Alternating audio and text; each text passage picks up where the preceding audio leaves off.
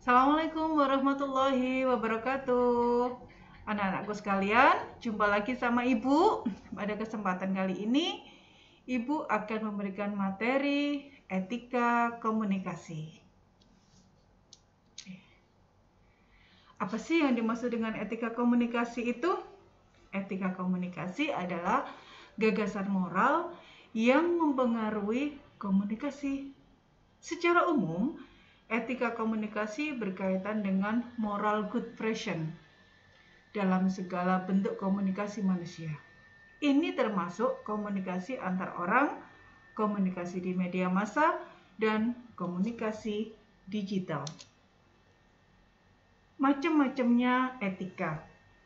Ada etika individual, yaitu etika khusus yang mencakup standar dan acuan sikap manusia terhadap dirinya sendiri. Artinya bagaimana? Artinya seseorang itu harus bisa memahami dirinya sendiri. Bagaimana saya bisa menghargai diri saya sendiri? Sehingga saya tidak akan melakukan kegiatan yang merugikan baik diri saya sendiri. Contoh, orang Jawa itu bilang bahwa ajening rogo saka busono. Artinya apa? Artinya adalah bahwa penampilan seseorang itu dilihat salah satunya adalah dari busana. Kita memahami dengan kita berpakaian yang rapi itu sebenarnya bukan untuk orang lain, tapi adalah menghargai diri kita sendiri. Yang kedua, etika sosial, yaitu etika khusus yang mencakup standar dan acuan sikap manusia terhadap orang lain, lingkungan, dan publik sebagai anggota dari masyarakat sosial. Misalnya, seseorang itu harus memahami bagaimana bersikap baik dengan orang lain. Zaman dulu, itu yang namanya etika sosial itu sangat dipegang teguh. Bagaimana caranya kita kalau kita berjalan di hadapan orang yang lebih tua dari kita? Kita selalu membungkukkan badan kita, bilang permisi. Gitu. Nah, pada saat ini, budaya yang seperti itu hampir terkikis. Hampir tidak ada. Mereka, generasi muda, sangat jarang melakukan hal itu. Padahal itu sangat penting loh. Karena apa? Kita bisa menghargai orang lain. Bersikap baik terhadap orang lain. Oke. Pentingnya etika komunikasi. Seberapa penting sih etika dalam komunikasi itu?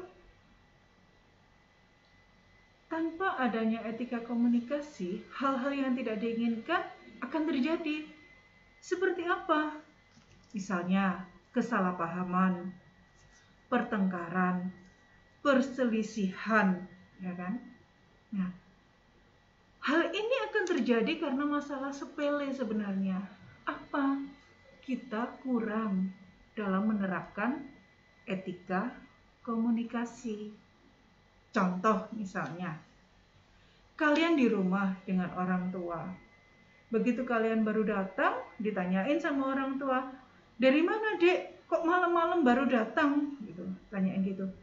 Apa jawabannya? Sudah dari luar itu udah bad mood? Dari situ loh. Gitu tak jawabannya misalnya gitu. Sebagai orang tua, pasti orang tua, kamu tidak menghargai orang tua dan seterusnya. Karena apa? Etika komunikasi kita yang kurang baik. Seharusnya bagaimana? Bilang sama orang tua, iya bu, iya ma, maaf. Tadi aku agak malam soalnya begini-begini dijelasin. Tuh. Oke. Komunikasi itu macamnya banyak, nak. Ada komunikasi yang secara media sosial, ada yang komunikasi dengan cara menulis, ada yang komunikasi dengan cara berbicara secara langsung. Nah, ada hal-hal yang perlu kita perhatikan dalam etika berbicara. Yang pertama, lihat keadaan calon lawan bicara kita. Misalnya begini, kalian akan menghadap Bapak Ibu Guru. Kebetulan Bapak Ibu Guru itu masih repot gitu. Tapi kalian memaksakan diri gitu untuk menyampaikan sesuatu hal kepentingannya kalian. Apa yang terjadi kira-kira? Bisa jadi beda persepsi antara kamu sama Bapak Ibu Guru. Misalnya, Bapak Ibu Guru ada yang keburu-buru mau ke belakang gitu. Kalian mau nyerahin tugas. Bu, tugasnya ini Bu, bentar. Ibu mau ke belakang sebentar gitu. Wah, kok gitu sih Bu? Ditinggal aja tugasnya di meja gitu misalnya. Nah, Bapak Ibu Guru pun mungkin ada yang merasa tersinggung gitu. Kalian pun juga misalnya, aku nyerahkan tugas sudah jauh-jauh datang ke sini tiba-tiba ditinggal aja ke belakang. Nah, ini. Jadi kita perlu untuk melihat kondisi lawan bicara kita. Ya. Bagaimana kondisinya? Keburu-buru enggak? Gitu, ya kan? Sibuk enggak? Ada kegiatan enggak? Gitu. Yang berikutnya, harus ramah dan sopan. Sapalah lawan bicara Anda dengan ramah dan sopan. Dan itu natural, tidak terkesan dibuat-buat. Ya. Nah, dengan ramah dan sopan ini, itu menunjukkan karakter seseorang loh. Ya, yang berikutnya, jangan hanya bicara, tapi kalian juga harus mau mendengarkan. Yang namanya komunikasi itu ada pembicaraan atau ada hubungan timbal balik. Kalau kita itu hanya menginformasikan saja dari satu sumber dan tanpa kita mendapatkan follow up-nya dari yang bersangkutan, maka komunikasi itu tidak berjalan dengan baik. Jadi kita tidak hanya berbicara, tapi kita juga bisa menjadi pendengar yang baik. Komunikasi tatap muka. Pada saat kita berkomunikasi tatap muka dengan seseorang, apa sih yang perlu kita perhatikan? Saat kita berhadapan, misalnya kalian salah satu anggota OSIS mau menyampaikan proposal ke wakil kepala sekolah bagian kesiswaan. Apa yang bisa kalian lakukan? 1. Tatap mata lawan bicara. Mengapa hal ini harus kalian lakukan? Ya. Kalau kita berbicara dengan seseorang tetapi kita tidak menatapnya, kita mengalihkan penglihatan kita ke arah yang lain, bisa jadi lawan bicara kita itu akan tersinggung dan merasa tidak diperhatikan. Nah, saat kita menatap lawan bicara kita juga harus tahu bagaimana pandangan kita. Kita harus memandang sejajar dengan hidung. Kita bisa melihat ke arah garis tengah antara kedua mata. Jadi bukan kalian memandang dengan mata yang tajam, atau bukan dengan kalian itu memandang rambutnya, atau kalian memandang bibirnya saat berbicara, tidak. Tapi pandanglah sejajar dengan hidung. Yang kedua, jaga intonasi dan kecepatan berbicara. Saat kita berbicara dengan relasi, dengan teman misalnya, kita bisa intonasinya kalau waktunya pas bergurau, ya kita bisa dengan nada macam-macam, nada tinggi, nada rendah. Ya. Tapi kalau kita saat berkomunikasi dengan orang yang memang harus kita hadapi, misalnya dengan Bapak Ibu pendidik, apa yang harus kalian lakukan? Suara harus stabil, nggak boleh terlalu pelan, juga nggak boleh terlalu tinggi. Karena apa?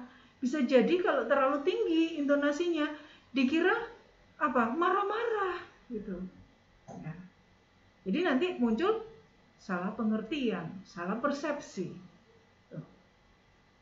Yang ketiga, dalam komunikasi boleh kalian itu melontarkan pertanyaan. Ya. Jangan hanya sibuk berbicara dan tidak menyimak apa yang dibicarakan lawan bicara kita. Dengarkanlah baik-baik lawan bicara kita dan lontarkanlah pertanyaan atau pernyataan dari apa yang dia ungkapkan. Misal ditanyain sama Bapak Ibu guru, kamu mengumpulkan tugas ini, oh kenapa kok terlambat misalnya gitu. Dijawab, bukan hanya diam. Ada respon timbal balik. Oke, next. Itu tadi adalah cara kita berkomunikasi tatap muka. Nah, bagaimana cara kita komunikasi lewat media? Apalagi media sosial. Yang pertama, perhatikan gaya tulisan dan tanda baca. Mengapa? Karena komunikasi lewat media itu kebanyakan mengandalkan tulisan. Hati-hati dengan gaya bahasa yang kita tulis. Terkadang gaya bahasa yang kita tulis itu membuat seseorang itu bisa marah atau tidak mengerti apa yang kita maksudkan. Yang kedua, jika kita itu sedang menelpon, maka atur intonasinya. Jangan kita berbicara sama Bapak Ibu guru seolah-olah kita berbicara dengan teman kita sendiri. Atau berbicara dengan asisten rumah tangga kita misalnya gitu. Kan terkesan seperti menyuruh gitu. Ini ya. Menelpon memang terdengar suara, namun mimik dan ekspresi wajah tidak dapat terlihat. Oleh karena itu, kita perlu mengatur intonasi suara kita saat sedang menelpon. Saat saya memberikan materi ini dengan kalian, ya kan? Bisa jadi kalau suara nada ibu tinggi banget, kalian akan ini memberikan materi apa marah-marah sih Bu Ina ini, gitu kan? Nah, ini. Pikirkan apa yang ingin ditulis. Sebelum kalian menuliskan sesuatu, pikirkan dulu apa yang ingin Anda komunikasikan. Gunakanlah kesempatan itu untuk mengkomunikasikan hal-hal yang baik. Anda harus menyortir kalimat yang tidak patut.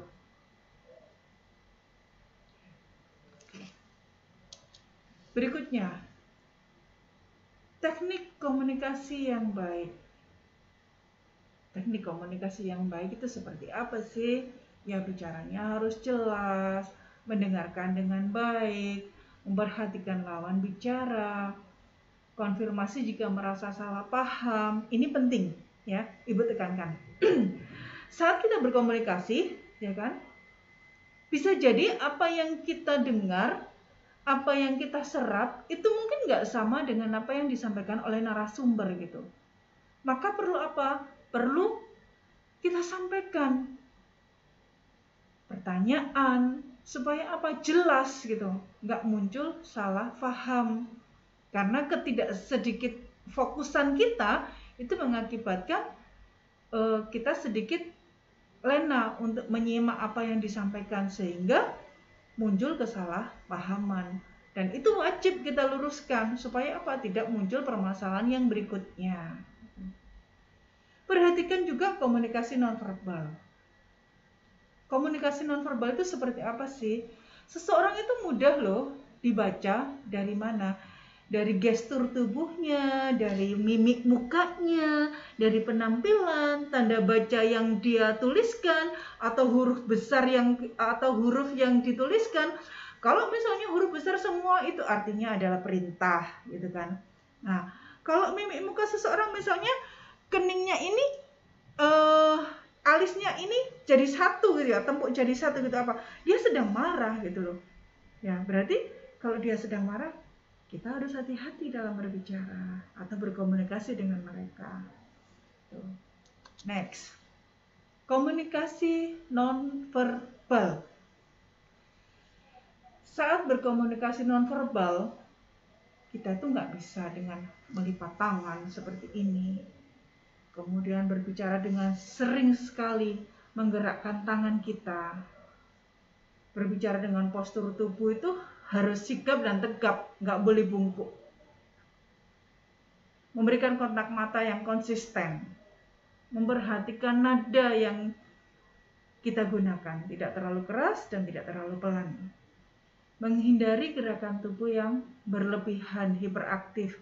Misalnya kita sedang berbicara dengan seseorang, tapi seseorang itu seluruh tubuhnya itu bergerak gitu, entah apa tangannya, kakinya, kan membuat kita akhirnya gagal fokus gitu.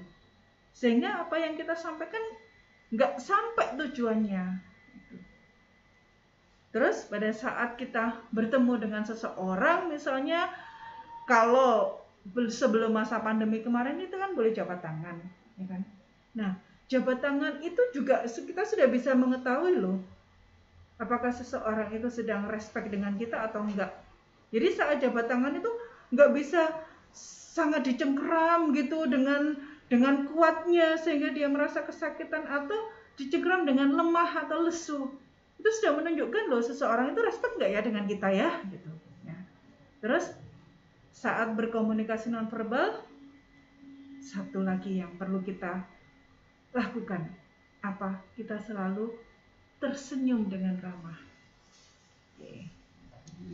Berikutnya nak, bagaimana cara meningkatkan kemampuan berkomunikasi? 1, bersikaplah ramah. Bersikaplah yakin. Kalau kalian tidak yakin dengan apa yang kalian sampaikan, yang kalian komunikasikan, bagaimana orang lain itu akan percaya dengan apa yang kalian sampaikan? Yang ketiga, bersikaplah empati. Empati artinya di sini adalah dalam percakapan dan komunikasi dengan orang lain, wajar saja jika kita tidak setuju dengan apa yang mereka katakan. Namun, terlepas dari itu, penting untuk memahami dan menghormati orang tersebut. Misalnya, Anda ditanyain, ayo kita makan bareng gitu. Anda sudah kenyang. Enggak, aku sudah kenyang. Nah, enggak gitu kan jawabannya. Oke, silakan makan dulu. Saya nyicipin yang ini aja. Itu artinya kita bersikap empati. Yang berikutnya adalah berpikiran terbuka. Meskipun Anda memiliki keyakinan atas sesuatu hal, Anda tetap harus menjadi orang komunikator yang terlibat dalam percakapan dengan pikiran yang terbuka. Artinya apa? Anda bisa menerima ide, gagasan, atau pendapat orang lain. Yang terakhir, tunjukkanlah sikap hormat. Oke.